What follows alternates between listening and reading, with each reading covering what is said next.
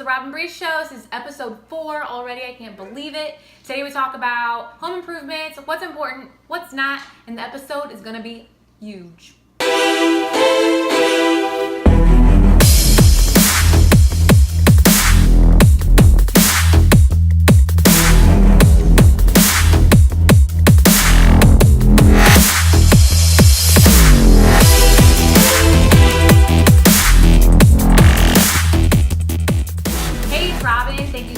Watching the Robyn Breece Show. I'm really happy to be here and hopefully provide you some good content today. What I want to talk about are home improvements. So I just got back from a listing appointment and the client, before I met with her, one of her first questions to me was, I really want to know what I need to do to my house in order to get it on the market or have it sell quickly. And so, as you know, as a realtor, the goal is to sell your house in the quickest amount of time for the most amount of money. And sometimes you can do some home improvements that may attract buyers, but you might not necessarily get your money back out of it. So the initial things that come to my mind, and of course, it's always a case-to-case, so that's why you want to consult with your realtor.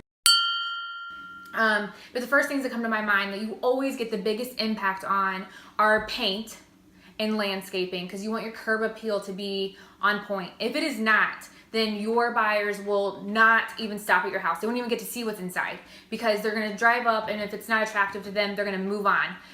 Time is important to them just as it is to you, and so your curb appeal has to look right. So investing in a little bit of mulch or making sure that you sweep off your front step before showing is really important. I know that doesn't sound like a huge improvement, but it's a huge factor. I just said huge.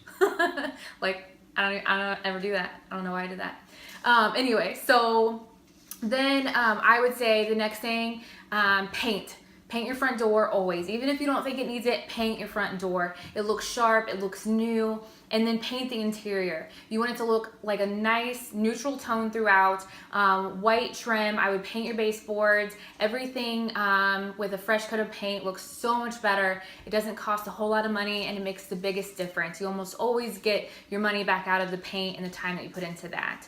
Beyond that, I would say anything like your roof, water heater, furnace, if it is working, you should be okay. If it is at the end of its lifespan and it is either not working or it is quickly going to burn out and not work, I would definitely recommend replacing those, because the buyer assumes when they're looking at your house that those things are in working order unless you've already disclosed that they're not. But most buyers don't want to buy a house that they're going to have to replace expensive items like roofing, HVAC, and water heaters, things like that. So if those things are in working order, you're good. If not, I would recommend replacing those. But other than that, I would not suggest a whole kitchen remodel, replacing floors unless you absolutely need it, things like that.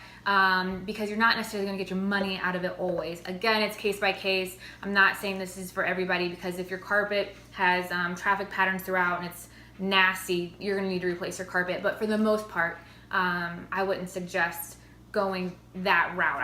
I would focus on cleanliness, fresh paint, and taking care of the big important items like the HVAC system and things like that. Thank you so much for watching, and hope you have a great day.